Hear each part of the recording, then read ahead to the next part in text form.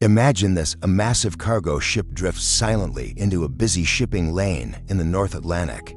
No radio calls, no distress signal, no sign of life. Its engine running at low power, its navigation lights still blinking against the fog.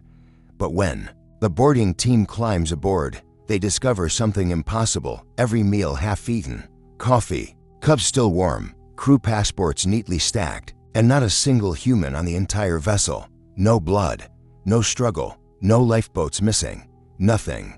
As if the entire crew simply stood up in the middle of their shift and walked off the face of the earth. This is not a horror movie. This is not a legend. This is a real historical maritime mystery, a case. So when naval authorities received Captain Callahan's report, they assumed it was an overreaction. Perhaps the crew had temporarily abandoned ship due to a mechanical emergency, or a miscommunication had led to a delayed distress call. But when the U.S. Coast Guard cutter Regulus reached the drifting vessel at midday, the mood changed instantly. The Regulus crew circled the ship, observing the details that the Horizon Star boarding party had missed in the morning fog. The hull was weather-beaten but intact. Rust traced the edges of steel beams like dried blood, but there were no breaches, no scorch marks, no signs of impact. A fully functional ship simply does not appear out of nowhere, nameless, unregistered. Drifting silently through a heavily monitored shipping lane, the Coast Guard made their way aboard, joining Captain Callahan's team. Together, they moved deeper into the vessel, gathering details that only increased the unease. The cargo bay was sealed, its locks untouched. Crates were stacked in perfect symmetry, secured tightly as if prepared by a crew following standard loading procedures. Yet every crate was unmarked, every manifest drawer was empty. Every identification plate had been physically removed. Something or someone had tried to erase this ship from existence. Lieutenant Harris of the Regulus examined the bridge more thoroughly. He confirmed that the gyroscope was functional, suggesting the ship had been moving under controlled drift, not random aimlessness. The navigation systems showed a stable course heading that had been left on autopilot. Someone had deliberately programmed the ship to move into a public shipping lane almost as if they wanted it to be found. But there was no evidence explaining why. The engineering team discovered something far more unsettling below deck. The engine room was immaculate, running smoothly, the fuel levels adequate, and the pressure gauges stable. The machinery hummed like a well-maintained beast. But what chilled the crew was the heat distribution. It suggested someone had been working in the engine room less than 2 hours before the ship was first sighted. That meant whoever had been aboard vanished right before dawn. But vanished how? No lifeboats were missing, no emergency suits gone, no distress flares fired, no radio transmissions recorded. It was a disappearance without a method, a vanishing without a mechanism. As investigators continued exploring, they found something that made one officer physically step back. In the captain's cabin, under the dim orange glow of a flickering bulb, lay a journal, not a logbook, but a personal notebook. Most pages had been violently torn out. Only one remained, scrawled with jagged handwriting, as if written in panic. "We are not alone on this ship." No signature, no date, just that single, chilling line. Naval officials halted further civilian involvement. Captain Callahan and his men were asked to step aside. The Regulus crew sealed the ship, posted guards, and initiated a full forensic sweep. But within hours, even the experts began arguing over what they were dealing with, a mutant. As night fell over the nameless ghost ship, powerful floodlights from the Coast Guard cutter Regulus washed over its steel frame, casting long, unnerving shadows across the deck. Naval investigators began a deeper search, this time splitting into 2 teams, one focusing on the upper decks, the other venturing below. It was the second team that would uncover the first real clue, and something far more disturbing. At 21:17 hours, Lieutenant Harris ordered the lower cargo hold opened. The moment the heavy steel doors groaned apart, a wave of stale, frigid air rolled out, air far colder than the surrounding environment. Ships maintained consistent temperature inside. This anomaly made no sense. Flashlights flickered through the dark cavern, illuminating rows of containers coated in a thin layer of frost. But there was no refrigeration unit, no coolant leakage, no power source connected to the hold. It was as if the temperature had dropped, naturally impossibly by more than 40 degrees. The team stepped inside cautiously, their boots echoing like distant thunder against the hollow metallic floor. Their breath turned to vapor. One officer instinctively zipped his jacket, muttering, "How the hell is this place colder than the ocean?" As they inspected crates, another discrepancy emerged. While the exterior metal felt ice cold, the container seals were warm, almost unnaturally warm to the touch. It was as if the cargo was generating its own heat while the room around it froze. The contradiction made no physical sense. Lieutenant Harris ordered one of the crates opened. It took two crowbars and intense effort to break the reinforced locks. When the lid finally cracked open, all four officers stepped back in confusion. The crate was filled not with cargo, machinery, or contraband, but with sand. Fine, pale sand. Sand from where? Why? The next crate held the same, and the next, and the next. Row after row, container after container, thousands of pounds of the same fine, unremarkable sand with no identifying tags, no geological markers, nothing to reveal its origin. But then came the detail that changed everything. Under the final crate, buried beneath a thin layer of sand, an officer found a small metal canister, dented, scorched, and sealed. It resembled a military field recorder, the type used during classified operations in the early 1950s. The label had been burned off, but the engraving on its underside was still faintly visible. Property of U.S. Naval Intelligence. Do not remove. Silence fell. The officers exchanged tense looks. This ship wasn't just a mystery. It was connected to a government operation, one someone tried to erase completely. Before they could open the canister, a sudden metallic crash echoed through the hold like something heavy dropped on the deck above them. The sound was deliberate, sharp, and far too loud to be the ship settling naturally. Lieutenant Harris froze. Everyone listened. A second noise followed, then a third. Soft footsteps, slow, measured. Above them, the ship was supposed to be empty. For several seconds, the investigators stood frozen in the icy cargo hold, flashlights trembling slightly in their hands. The footsteps above were too distinct to be the ship settling, too rhythmic, too intentional. Each step lingered, as though whatever or whoever was walking wanted to be heard. Lieutenant Harris held up a closed fist, signaling the team to stay silent. The temperature in the hold felt as if it dropped another few degrees.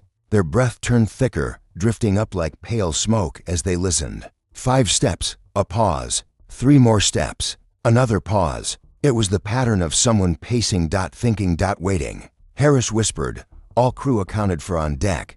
A nearby officer nodded nervously. "Every one of them. No one else came aboard." That made the situation far more dangerous. If someone was on this ship who wasn't supposed to be someone who avoided the initial sweep, then they were dealing with a trained infiltrator. Perhaps someone who knew the ship's secrets, or someone ensuring those secrets never left the vessel. The team moved toward the ladder leading to the upper deck. Harris climbed first, quietly, pushing the hatch open an inch. The lights from the Regulus illuminated patches of fog drifting across the deck. Everything looked still, silent, empty. And then, a shadow moved. Harris snapped the hatch shut, heart pounding. "Someone's up there," he whispered. The footsteps resumed directly over their heads, now slow, deliberate, and steady. Harris motioned to 2 officers to circle around and flank from the starboard stairway. Another would climb the port side access ladder, a coordinated sweep. As Harris pushed open the hatch again and stepped onto the deck, the cold Atlantic wind hit his face. He raised his flashlight, scanning the metal surface. Nothing, just empty space, coiled ropes, and the blinking navigation light cutting through the fog. "Spread out," he ordered softly. No sudden moves. The officers fanned out across the deck.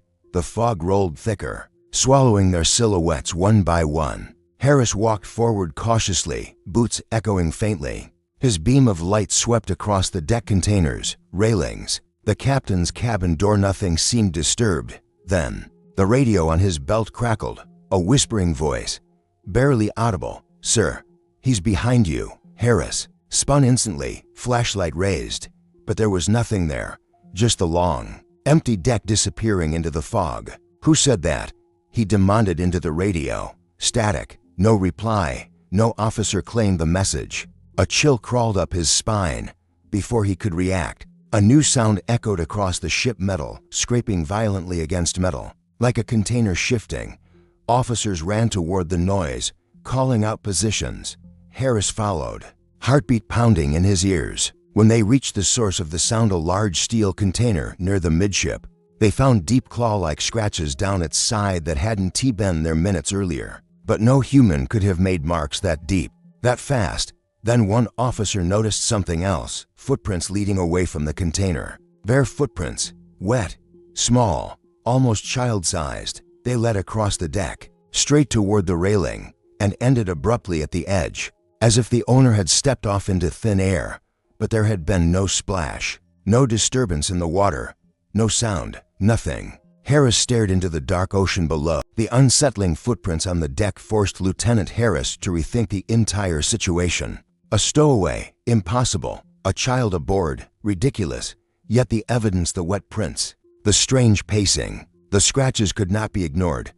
But Harris was a man of procedure, and procedure demanded. Returning to the only physical clue they had, the mysterious canister discovered in the frozen cargo hold. Back below deck, the air felt even colder, as if the ship itself exhaled frost from its steel lungs. The officers gathered around the metal canister lying on the floor where they had left it. It had stopped rattling, though none of them remembered it rattling before. Harris knelt beside it. A thin layer of frost had formed around the edges, despite the hold's rising temperature. He brushed it off, revealing the engraved marking again.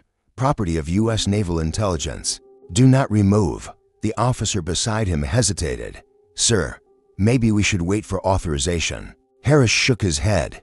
Whatever happened on this ship, answers are inside this thing, and right now, we don't have time. He twisted the locking mechanism. It resisted, then snapped open with a metallic click that echoed like a gunshot. Harris slowly lifted the lid. Inside, nestled in foam padding, was an audio reel. Old, dusty, but intact. A label was still partly readable. Operation Seadrift, Archive 01JULY, 1954. One officer whispered, Operation Seadrift. I've never heard of it. Harris had. He had read the declassified scraps, the redacted papers, the rumors whispered during training. Seadrift was supposedly a government experiment carried out in the early Cold War's, a test involving isolation, sensory manipulation, and long-term psychological endurance aboard remote maritime vessels. The official records claimed the project was canceled before trials began. But this reel said otherwise. They found an old playback unit in the ship's comm room. Dusty but serviceable, Harris threaded the tape with slow, deliberate motion. The machine hummed to life. At first, only static filled the room. Then a faint voicemail, trembling with exhaustion, broke through. Day 12. Crew unease rising. The subject refuses to speak. Another crackle, another voice. Calmer. A scientist, maybe. Containment protocols holding. The subject exhibits non-human behavioral patterns during nocturnal cycles. Recommend immediate termination. Then came a sound none of them expected. A low, agonized wail like a person screaming underwater. Distorted, unnatural, echoing through layers of metal. Two officers recoiled. One unplugged his headset. Harris leaned closer, jaw tight. Static swallowed the tape. Then a final message crackled through. If this ship is ever found, do not board. Do not open the containers. The subject adapts. The subject learns. The reel snapped abruptly, as if cut off mid-sentence. Silence consumed the room. No one moved. One officer finally whispered, Sir, are you saying this ship was part of an experiment? Harris didn't answer immediately. He stared at the now-dead tape reel. If this was a government experiment, he finally said, why was the ship abandoned? Where is the crew, and what exactly were they transporting? Before anyone could respond, the lights flickered. Once, twice, then the entire ship plunged into darkness. Somewhere above, the footsteps returned, running this time. Fast, chaotic, not one set of footsteps, but many.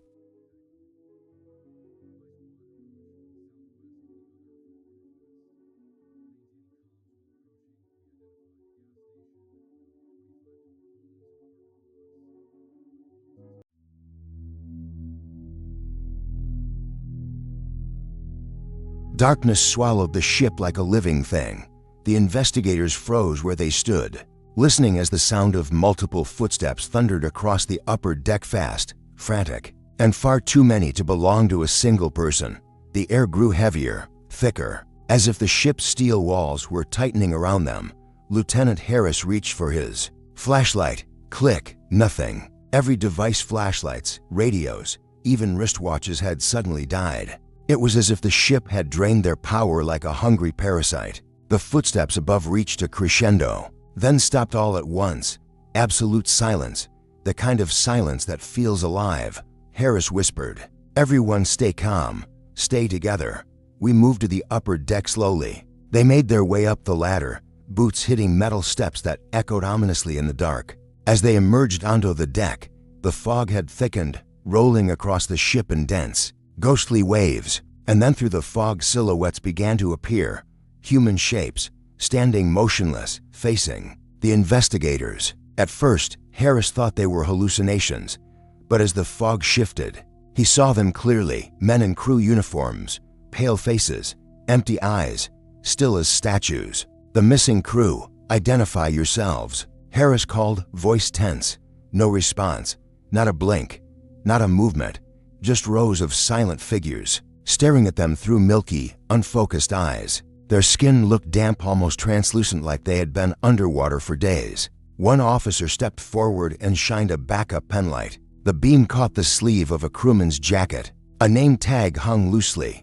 Alvarez, the same name listed on the abandoned cabins below. The crew hadn't fled. They hadn't been abducted. They were still here, changed, altered. Harris took a step closer. The nearest figure's head twitched, not naturally, more like a puppet tugged by an invisible string. Then its mouth opened slowly, releasing a wet, gurgling rasp. Not a word, not a language, just sound like lungs filled with seawater. Another crewman twitched, then another, then all at once. The entire line jerked in unison, heads snapping upright as if responding to an unseen command. One officer panicked and stumbled backward. "Sir, they're not alive." Harris clenched his jaw. "Hold your ground." But then a new sound rose, a deep, resonant vibration that seemed to come from the ship's hull itself. The crewmen's eyes suddenly rolled upward, turning completely white. Their bodies straightened unnaturally, as if seized by some invisible force. Then, in perfect synchronization, every one of them raised an arm and pointed toward the cargo hold entrance behind the investigators. All of them, dozens of them, pointing to the same place. Harris turned slowly. The fog parted slightly, revealing the dark opening that led back down into the frozen cargo bay. Something moved inside. The shadows, something low, fluid, and silent. A sound followed. Not footsteps this time, a dragging, a scraping, as if something massive was shifting its weight. The crewmen lowered their arms. Their mouths opened again, and this time, they spoke together, a single sentence, a whisper carried by dozens of dead voices. "It has awakened." The deck trembled, the fog surged, and the real horror of the ship began to reveal itself.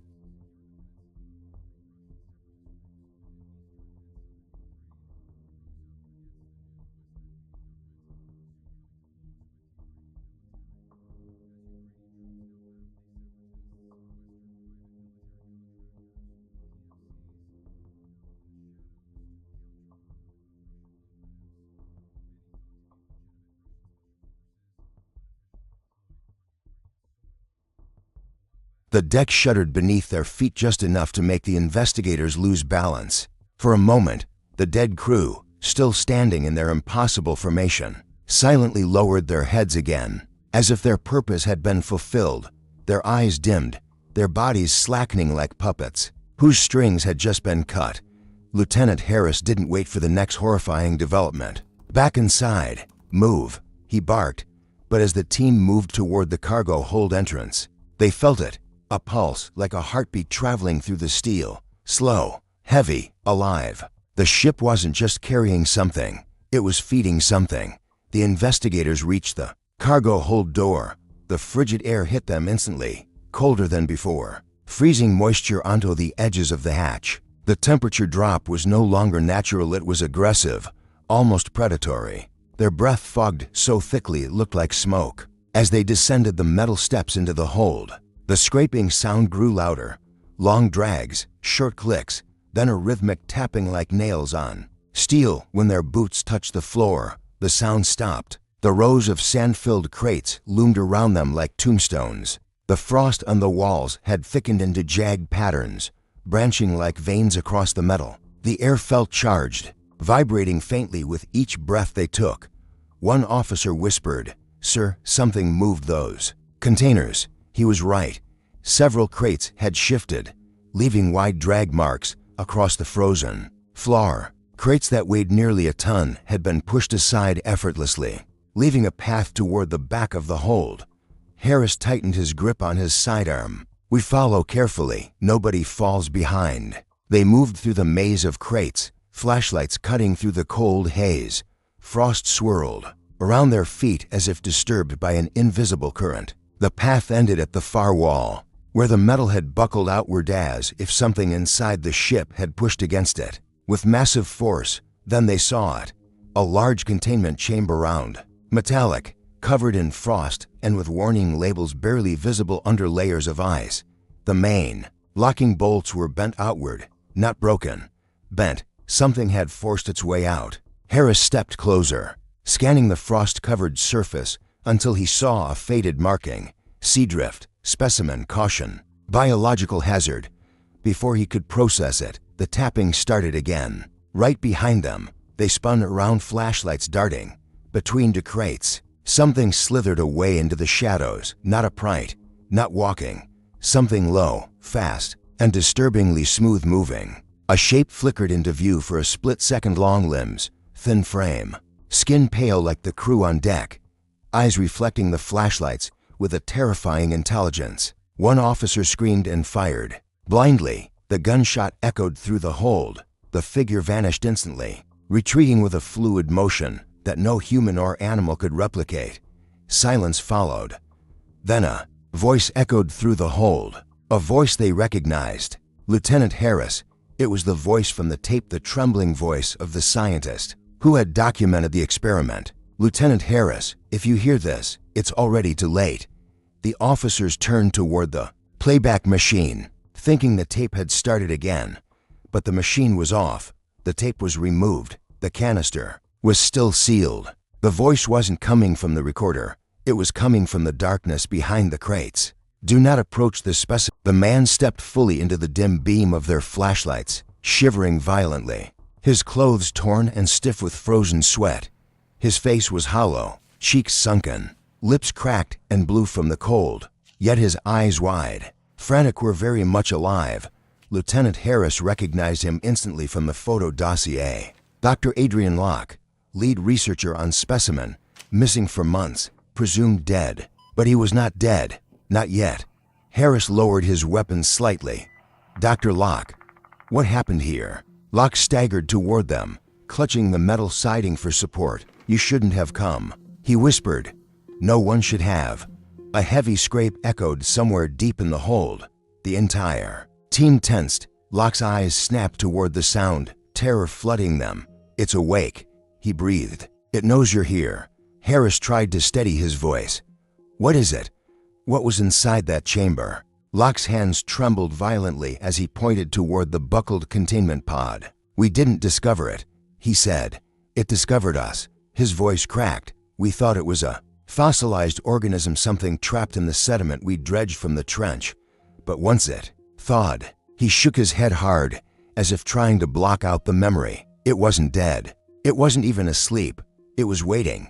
Another scrape closer now, followed by a low, uneven breathing sound. Not human, not animal, something else. Locke leaned in closer to the group. "It mimics," he whispered sharply. "Voices, footsteps, breathing. Whatever it hears, it learns to copy." The team exchanged horrified looks.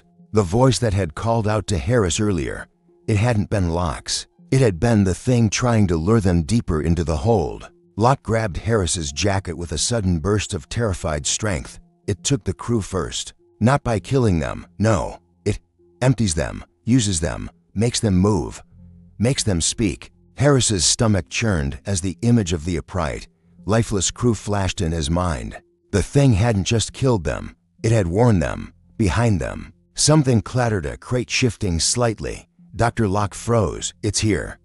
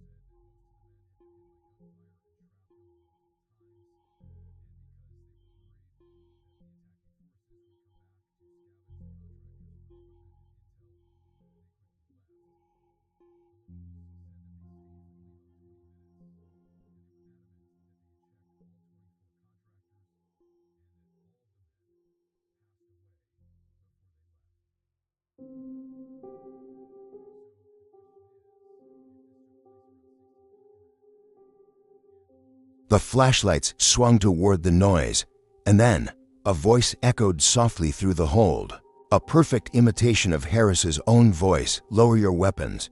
The team spun around in horror. The voice came from the dark aisle between the crates. Then footsteps, slow, careful, imitating human movement but off by a fraction of a second, like something learning as it walked. Harris motioned silently for his team to tighten formation. Dr. Locke backed away. You can't fight it, he whispered. It anticipates everything. It learns instantly. The moment you react, it already knows your next move. The creature came just close enough for their flashlights to graze its shape, long, unnatural limbs, skin stretched thin over a skeletal frame, a head tilted too far to one side, like a broken mannequin trying to stand. And then it spoke again. A woman's voice, this time one of the crew.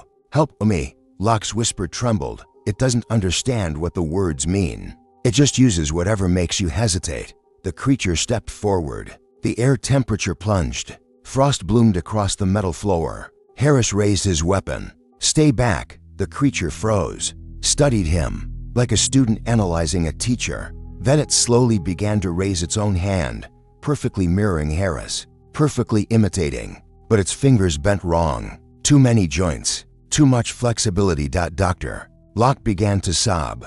It only needs one of you, he whispered. Then it can leave this ship. Then nothing will stop it. The creature tilted its head again and smiled. A silent, thin-lipped, skin-stretching smile that did not belong on anything alive. Then the hold lights flickered.